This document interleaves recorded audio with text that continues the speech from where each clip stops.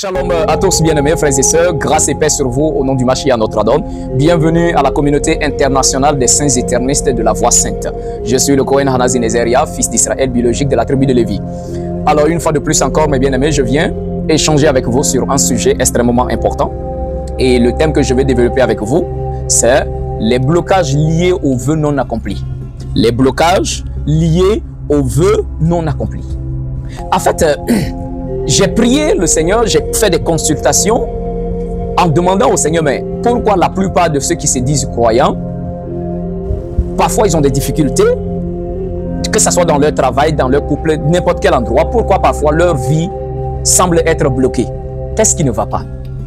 Et la réponse claire qui est sortie une fois que j'ai consulté, la réponse claire est vœux non accomplis. Les vœux non accomplis. Alors pourquoi les vœux non accomplis? Parce que beaucoup de personnes pensent que c'est seulement les démons qui détruisent ou bien qui bloquent la vie des gens. Certains pensent que c'est seulement les mauvais esprits qui bloquent la vie des gens. Même le Seigneur peut bloquer ta vie. Même le Saint-Esprit peut devenir ton ennemi. Parce que, en fait, ce sont des choses là qu'on n'a jamais dit aux gens. Même le Saint-Esprit peut devenir ton ennemi une fois que tu vas l'irriter. Je lis avec vous un premier passage dans le livre d'Ésaïe pour montrer que le Saint-Esprit peut devenir ton ennemi. Écoutez bien, dans le livre d'Ésaïe, le chapitre 63, à partir du verset 10, la parole dit: « Mais ils ont été rebelles, ils ont attristé son Esprit Saint, et il est devenu leur ennemi. Et il a combattu contre eux. » T'as rien compris, hein? Le verset dit ici, il y a des personnes qui se sont montrées rebelles, ils ont attristé l'Esprit du Seigneur, son Saint-Esprit, mais la chose la plus remarquable dans le verset dit, et le Saint-Esprit est devenu leur ennemi, et le Saint-Esprit s'est retourné afin désormais de les combattre. Alors vous voyez que le Saint-Esprit est comme une épée à deux tranchants, à double tranchant. Tout comme ça peut te faire du bien, tout comme ça peut aussi se retourner contre toi, se déchirer une fois que tu gères mal. Donc le Saint-Esprit peut être ton ennemi. Le Saint-Esprit peut te combattre. Et il y a des personnes comme ça, une fois qu'ils n'ont pas respecté le Saint-Esprit, ils n'ont pas respecté les principes du Seigneur, et que le Saint-Esprit devient leur ennemi, commence à les combattre, et ils disent que ce sont les mauvais esprits. Ils disent que ce sont les mauvais esprits. Et ils s'en vont voir les pasteurs pour qu'on puisse chasser le démon qui est derrière eux. Ce n'est pas le démon, c'est le Saint-Esprit qui est en train de se combattre. On se comprend? Donc les vœux non accomplis, ce qui est malhonnête, il y a des gens qui font des vœux au Seigneur, ou même il y a des gens, puisque le Seigneur a mis les esprits autour de nous, hein, c'est bien écrit, Hébreux chapitre 1, le verset 14 dit que les esprits, les anges sont des esprits au service de Dieu, envoyés pour exercer un ministère en faveur de ceux qui doivent hériter le salut. Les esprits que le Seigneur envoie sur terre, il y en a plusieurs, les esprits préposés sur le travail, les esprits sur le mariage, les esprits sur la prospérité, tout ça. Il y a des gens qui vont faire des vœux face aux esprits là pour que les esprits puissent les accorder la prospérité, le travail, le mariage, et ils formulent des vœux et après ils oublient. Il y a des personnes qui sont venues ici au sanctuaire et je les ai amenées par exemple à l'eau, non seulement se purifier et les connecter afin qu'ils puissent véritablement se connecter à l'esprit des eaux, afin de pouvoir faire un vœu pour que leurs entreprises marchent. Mais il y en a beaucoup. Dès qu'ils trouvent bien sûr du travail, ils oublient leurs vœux. Cela, ils ne savent pas ce qui est réservé, quoi. Ils ne savent pas ce qui va les arriver en fait. On ne joue pas avec les esprits. On ne profite pas des esprits. On ne se sert pas des esprits. Toi, tu penses que tu es trop malin. Donc quand c'est chaud sur toi, tu ne réfléchis pas. Tu t'en vas prendre des engagements devant des esprits. Et après, tu te retires des esprits. Mais mon ami, c'est que c'est ta mort que tu es en train de signer. Et la plupart des personnes, c'est comme ça. Je vais entrer dans les écrits, vous allez voir. Il y a des personnes que j'ai prié, le Seigneur dit, sa mère avait fait un vœu. Mais le vœu là est lié à sa vie. Sa maman avait dit au Seigneur, si tu permets que ma fille se marie, voilà ce que je vais faire. Et effectivement, l'esprit du mariage s'est mis en action. Parce que les paroles que vous lancez dans l'univers, tout est enregistré. Oui, les esprits. Il y a des esprits liés au mariage. Donc quand tu fais un vœu, c'est à l'ange du mariage que tu as fait un vœu. Il y a des esprits liés au travail. Quand tu fais un vœu lié à ton travail, il y a l'esprit du travail qui va exécuter. Mais combien d'entre vous ont fait un vœu aux esprits après ils ont oublié? Ils ont même oublié. Moi j'ai mon carnet ici. J'ai mon carnet, chaque vœu que je formule, j'écris la date. Et à quelle période prière doit venir constamment. Et je dis, c'est du Seigneur ou l'Esprit de l'eau, si tu me fais ceci, voilà ce que je ferai. À telle période, je viendrai toujours. Et je vais toujours. Mais vous oubliez. Mais si tu oublies, mais il va te bloquer. Il va te bloquer. Pas dans le but de te détruire. Il va te bloquer, il va tout fermer pour que tu puisses te ressaisir et puis revenir accomplir ton vœu. Il y avait une femme que ma vie ne va pas tout. Quand j'ai consulté, le Seigneur dit, mais sa maman, l'esprit du mariage, puisque le vœu était lié au mariage, sa maman a fait un vœu. Si ma fille se marie, voilà ce que je ferai, voilà ce que je ferai. Mais sa fille s'est mariée, elle a reçu la dot, elle a bouffé, elle est contente, tout. Sa fille allait en mariage, elle a oublié son vœu. Elle a oublié son vœu. Mais mariage là, il y a eu déjà truc. Ils ont eu des enfants. Après divorce, les enfants commencent à mourir. Divorce. Et elle va chez un autre homme, ça ne tient pas. Elle va là-bas, ça ne tient pas. Pourquoi? Sa mère a fait un vœu. Mais ce qui est bizarre, la fille ne sait pas en fait. Ne savait pas que sa maman avait formulé ce type de vœu là. Mais même si tu ne le sais pas, c'est ça la communication. Mais si tu ne le fais pas, tu ne le sais pas. Mais celle qui a fait le vœu doit aller accomplir son vœu. Et si elle n'accomplit pas, et que par malheur même qu'elle ne vit plus, mais tu auras des soucis. Jusqu'à ce qu'un grand prêtre, sacrificateur, un homme spirituel puisse dévoiler la base de ton problème. Il y a beaucoup de personnes qui ont un problème comme ça. Ils ne savent même pas. Et leur vie est bloquée. Ils pensent que ce sont des mauvais esprits. Ce ne sont pas que les mauvais esprits qui bloquent les gens. Le bon esprit peut aussi bloquer jusqu'à ce qu'on revienne accomplir le vœu. Parce que le vœu est plus sacré que tout. Je vais prendre un passage avec vous. Dans le livre d'Ecclésiaste, le chapitre 5. D'accord? Ecclésiaste, le chapitre 5. Écoutez bien ce qui est écrit. Prends garde à ton pied. Lorsque tu entres dans la maison de Dieu, approche-toi pour écouter plutôt que d'offrir des sacrifices des insensés.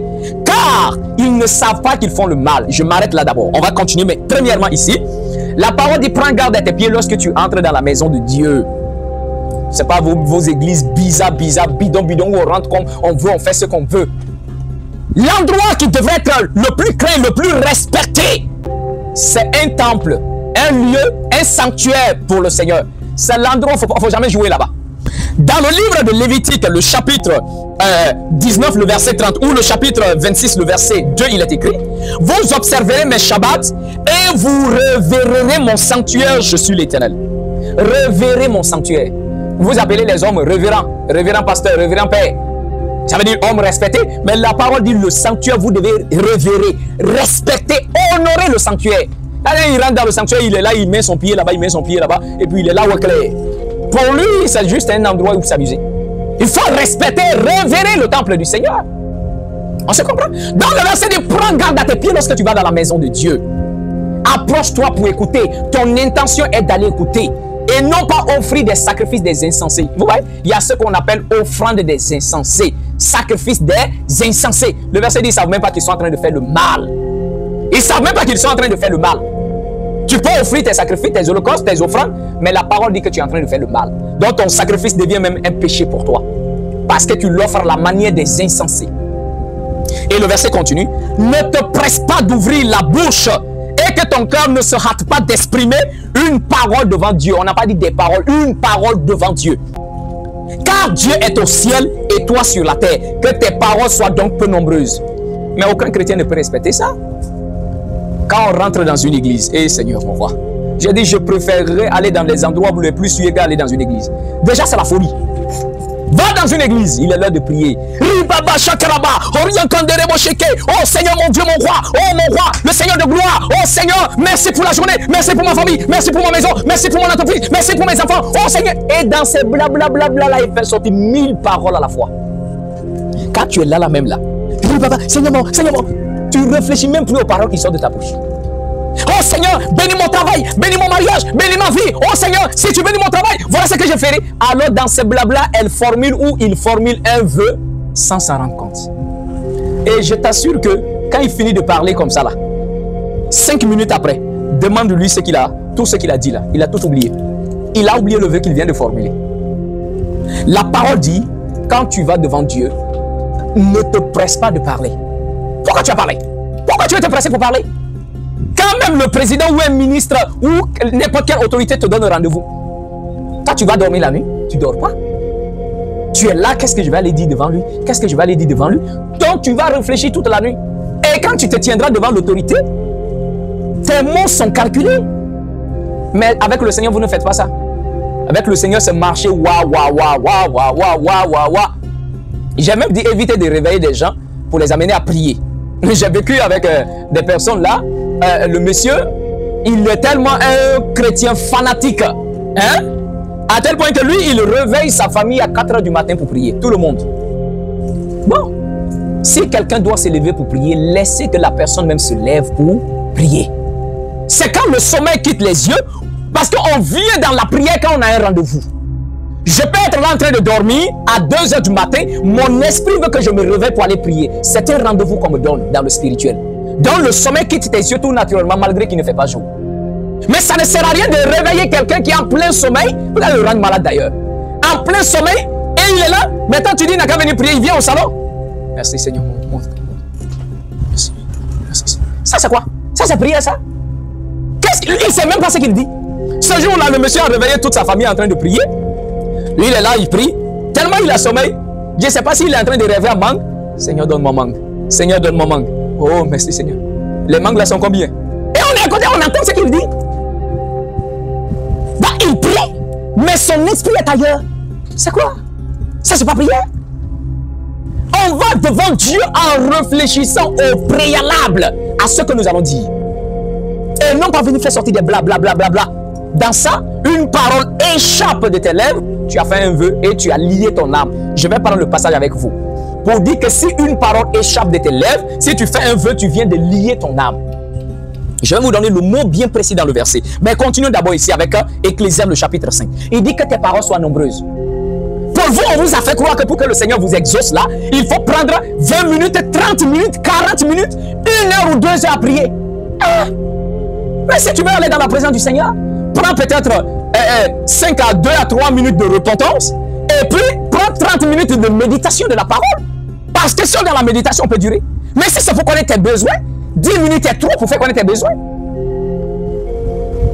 Je peux même lire une feuille remplie juste en combien de temps? En 2 minutes, j'ai fini de tout lire. Donc, le verset dit que tes paroles soient peu nombreuses quand tu vas devant le Seigneur. Tu veux confier ta maison, tes enfants entre les mains du Seigneur, c'est ça qui doit te prendre 10 minutes. Donc tu as trouvé ton ami, donc tu viens t'asseoir devant lui, tu parles blablabla, sans savoir ce que tu dis. Votre Dieu, c'est quel Dieu d'ailleurs même? Un Dieu bavard. Il aime les Pakpatoya. Encore du moins, il dit, il aime Béret. Pakpatoya. Et c'est normal dans le christianisme, Dieu m'a dit être trop. Donc c'est normal qu'eux aussi parlent trop. Même la parole dit que celui qui parle beaucoup ne manque pas de péché. Tu parles beaucoup, tu ne manques pas de péché. Parce que quand tes paroles viennent comme ça, c'est comme une rivière qui coule sans fin. La parole dit que tes paroles soient peu nombreuses quand tu vas devant le Seigneur. Et il y a d'autres, mais leur système c'est pour crier. On dirait des fous. Donc on vous a dit que quand vous parlez doucement, Dieu ne vous écoute pas. Donc il est un sourd quoi. Et, Seigneur, qui vous a rendu aussi bête comme ça? Donc quand tu pries calmement, doucement, donc lui il n'écoute pas. Lui il aime que quand tu cries, il aime que tu sautes, il aime que tu sois agité. Les chrétiens sont spécialistes en ça. Rentre dans une écrit, hey, tu vas pas mal à la tête. Wow, l'autre crie là-bas, l'autre crie là-bas, l'autre crie là-bas, l'autre aussi crie là-bas. Donc on dirait un marché. Mais vous savez quoi? Si tu rentres, tout le monde est en train de crier. Non! On dirait des abeilles. Chacun crie de son côté. Chacun crie de son côté. Mais attends, c'est quoi? On vous a mis dans quoi là? C'est quel Dieu? Ou devant lui, c'est un marché total. Pourtant, votre Bible vous dit que Dieu n'est pas un Dieu de désordre, c'est un Dieu d'ordre. La prière, c'est ensemble. Je ne vous dis pas que les musulmans sont dans la vérité en 100%, mais en matière de la parole, là, ils sont dans la voie normale. On vous a vaincu déjà. Vous êtes KO, vous chrétiens, là. Les musulmans, il y a quelqu'un devant, il y a les autres derrière, et c'est d'un commun accord, ils prient. Parce que ce que vous ignorez, il y a ce qu'on appelle la prière d'adoration et ce qu'on appelle la prière de demande. Mais vous confondez tout. La prière d'adoration, c'est que c'est le Seigneur qu'on adore, c'est le Seigneur qu'on loue, donc c'est lié à lui. Donc ensemble, on se met tous ensemble pour élever nos voix d'adoration comme un seul homme devant le Seigneur. Maintenant, à la fin, on reste à genoux, on fléchit genoux et dans le cœur, on fait connaître nos besoins au Seigneur. C'est ça, c'est de cette façon-là qu'on prie. Et non pas que chacun on dirait des chiens qui sont en train d'aboyer. Mais attendez, même quand vous passez à côté de 3 ou 4 chiens qui sont en train d'aboyer, vous êtes paniqué. Vous voyez? C'est pas comme ça on prie. Alors, la parole dit que tes paroles soient peu nombreuses. Tu n'as pas besoin de crier. Parce que tellement qu'ils sont charnels, on les a fait croire que quand on dit que quelqu'un est spirituel, il a l'onction, c'est qu'il faut crier. Mais les églises deviennent désormais des salles de sport. Vous n'avez même plus besoin d'aller encore payer l'argent pour aller au sport. Parce que tu viens, soit on va marcher, voilà, parce que quand tu restes assis, non. On rentre déjà avec les souliers, les chaussures. Ils sont des boss. Pourtant, le sanctuaire, les chaussures n'entrent pas au sanctuaire. Dans un lieu de prière, pas de chaussures. Ils rentrent déjà. Quand la prière commence, on fait les va-et-vient. Vroom, vroom, vroom, vroom. Oh Seigneur, merci. Alléluia. Oh, prions, prions. Alléluia. On fait les va-et-vient, va-et-vient, va-et-vient. Et chacun est dans, comme on le dit, chacun est dans sa gamme. Hein? C'est pas comme ça on prie. Et on va commencer à crier. Le Seigneur a des oreilles pour entendre.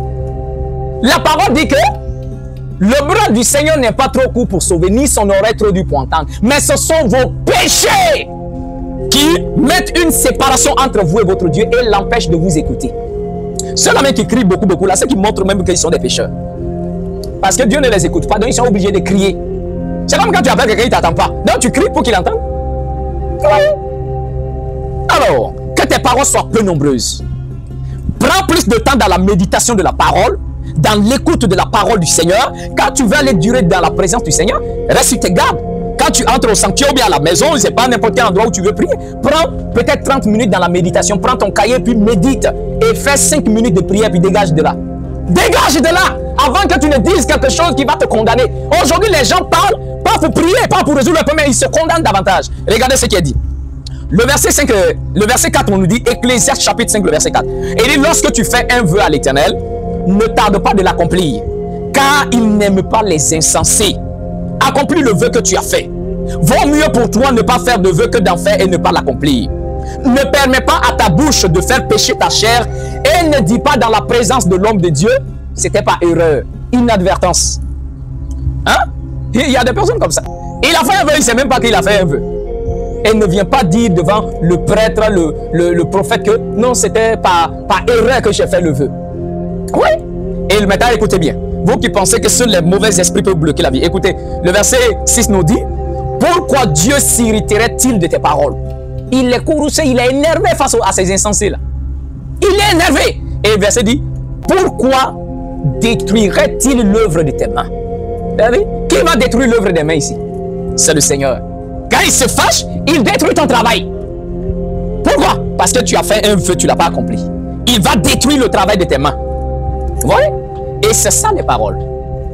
Le verset même va dire que de la même manière que quand on est à beaucoup d'occupations, de préoccupations, on dort, on va rêver à ça. Donc les songes, beaucoup de songes aussi naissent de la multitude des occupations et des préoccupations. Et c'est la même chose avec les insensés. Écoute seulement la parole des insensés, tu verras leur folie à l'intérieur. Ok? De leurs paroles nombreuses, il y a leur folie. Même le Christ vous dit dans Matthieu là, la même chose. Il dit que tes paroles soient peu nombreuses. Ne priez pas comme les hypocrites qui pensent que à force de demander, parler, ils seront exaucés. Non. Quelqu'un qui connaît déjà ta pensée, il connaît déjà ton cœur, il connaît déjà ce que tu vas dire avant que tu n'ouvres ta bouche. Maintenant, ça sert à quoi de venir faire plusieurs récitations comme ça? Faites très attention. Alors maintenant, regardez mes bien-aimés, un autre passage que nous allons lire dans le livre de Nombres pour dire que les paroles que tu fais sortir de ta bouche, ça peut lier ton âme. Faites très attention. Alors prenons Nombre le chapitre 30 par exemple. Ici, on nous parle d'un homme qui a fait un vœu. Regardez bien le verset 2. Lorsqu'un homme fera un vœu à l'Éternel ou un serment pour se lier par un engagement. Donc vous avez le mot lié, attaché par un engagement. Il ne violera point sa parole. Il agira selon tout ce qui est sorti de sa bouche. On dit tu as lié ta vie. Tu as lié ton âme, tu ne dois pas violer, mais tu dois dire. Maintenant même, on dit, lorsque une jeune fille qui n'est pas encore mariée est dans la maison de son père, elle a fait un vœu, dans ce contexte-là, elle est bien sûr sous l'autorité de son père qui est le maître spirituel. Ou si elle est mariée, elle est sous l'autorité de son mari. Si elle a fait un vœu, si son père n'est pas d'accord ou son mari n'est pas d'accord, le verset dit, le mari ou le père peut dire, je ne suis pas d'accord avec ton vœu, le Seigneur peut annuler. Seul dans ce passage-là, c'est permis d'annuler un vœu parce que la personne qui a fait le vœu n'a pas consulté son autorité spirituelle qui est son père ou son mari. Donc quand le mari désapprouve, le ciel désapprouve. Mais si le mari est d'accord, donc le ciel approuve. Mais le verset va continuer à dire, s'il arrivait que le mot que je vais vous faire sortir tout simplement, c'est le mot lier son âme. Alors, regardez bien le verset 30 pour vous amener à comprendre. Le verset dit, lorsqu'elle sera mariée, après avoir fait des vœux, ou c'est lié par une parole échappée de ses lèvres. Le verset dit, elle s'est liée par une parole échappée de ses lèvres. Donc quand on dit échappée, c'est qui veut dire que ce n'est même pas exprès, bouf, c'est sorti comme ça. C'est sorti, tu dois accomplir. Et c'est comme ça là, le problème de beaucoup de gens. Alors mes bien-aimés, je vais m'adresser ici à tous les éternistes et même ceux qui ne sont pas forcément éternistes. Alors, allez-y, demandez même à vos parents, à papa et à maman s'ils sont encore vivants, de façon sincère, s'ils ont fait des vœux liés à votre vie. Parce que s'ils font des vœux, ton père, ta mère, quelqu'un fait des vœux liés à ta vie et que la personne n'accomplit pas son vœu, l'esprit face auquel il a fait le vœu, l'esprit va bloquer ta vie. L'esprit peut d'abord bloquer la vie de la personne et bloquer ta vie, pas dans le but de détruire, mais dans le but de vous ramener à la raison, parce que rien au monde ne peut annuler un vœu. Donc ceci est très important mes bien-aimés. Donc une fois, allez demander à vos parents s'ils ont fait des vœux liés à vos vies. Et en dehors de ça, toi-même assis-toi, réfléchis. S'il y a des vœux que tu as fait que tu n'as pas accomplis, ça va te bloquer et le Seigneur va te bloquer, détruire ce que tu fais. 70% des fidèles, des croyants ont des blocages liés à des vœux non accomplis. C'est ce que le Seigneur a dit après les consultations. Alors allez, faites le bilan de vos vies, il est important. Au lieu de rester là à blâmer le Seigneur que j'ai prié, j'ai pas l'exaucement. Non, il y a des vœux non accomplis dans ta vie et c'est ce qui te bloque. Ce n'est pas un mauvais esprit, c'est le Seigneur lui-même qui te bloque tes œuvres, l'œuvre de tes mains jusqu'à ce que tu reviennes accomplir. Comme je l'ai dit, il y a des personnes qui sont venues que je les ai initiées et je les ai amenées à faire des vœux, bien sûr. Mais ces personnes-là semblent tourner le dos, ou il y a d'autres, il y a un même, il est parti carrément. Et il oublie qu'il a fait un vœu. Il oublie qu'il a fait un vœu au bord de l'eau, face à l'ange des eaux. Mais ce petit-là, mais sa vie est finie comme ça. Sa vie est finie comme ça. La parole dit, vaut mieux ne pas faire de vœux. Mais si tu fais, accompli. Mais pourquoi être aussi hypocrite? Venir, on prie pour toi. J'ai dit, l'enfant, il est venu. J'ai prié pour lui parce qu'il était très sérieux au départ. Prié pour lui, l'amener faire un vœu, bien sûr, tout ça. Et un coup, l'enfant disparaît. On ne le voit plus. Ouais, mais pourtant, il est là. Mais qu'est-ce qu'il en fait de son vœu? À la légère, sa vie va être mélangée. Et là, moi, je n'en suis pas responsable, bien sûr. Si tu fais un vœu. Parce qu'on a juste fait le vœu, on a fait le rituel. Et puis, juste, boum, l'enfant a eu un travail, puisque son vœu était lié au travail. Dès qu'on a fini le vœu, une semaine, ça n'a même pas fait une semaine, on l'a appelé pour lui annoncer un travail, de venir travailler. Et il allait travailler, il a perdu la tête, il a oublié le vœu qu'il a fait. Il a oublié le vœu qu'il a fait. Il a oublié que c'est l'esprit-là des eaux qui a fait qu'il a eu le travail. Mais il a oublié. Et dans ce contexte-là, sa vie va être seulement que mélangée. Parce que l'esprit face auquel on a fait le vœu va l'amener à la raison, en bloquant tout ce qu'il fait, jusqu'à ce qu'il se ressaisisse. Alors, mes bien-aimés, allez, faites le bilan de vos vies. S'il y a des vœux non accomplis, accomplissez vos vœux. Il est assez important pour ne pas être bloqué. Alors que le Seigneur vous accorde sa grâce. C'est un petit message que je voulais vous donner parce que j'en ai reçu de la part du Seigneur et que le Tout-Puissant vous accorde sa grâce. C'était le Cohen Hana Zinezeria. Oui, moi je vous dis shalom.